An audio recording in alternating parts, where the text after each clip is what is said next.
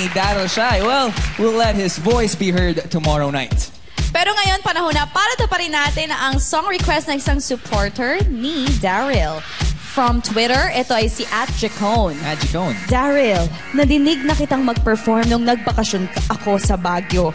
At masaya ako na naninig ko ang mga Pinoy folk song sa iyong performances. I'd like to take this opportunity para makapag-request na kantahin mo sana yung Desperado.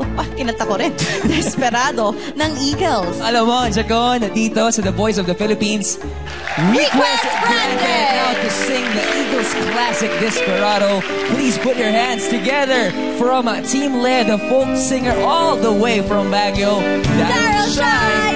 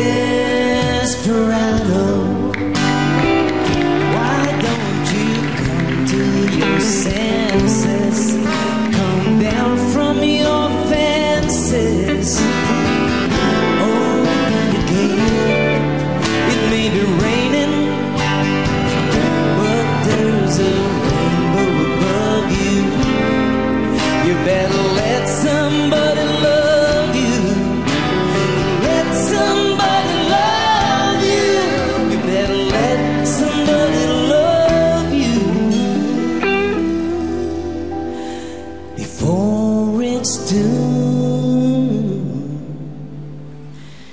late.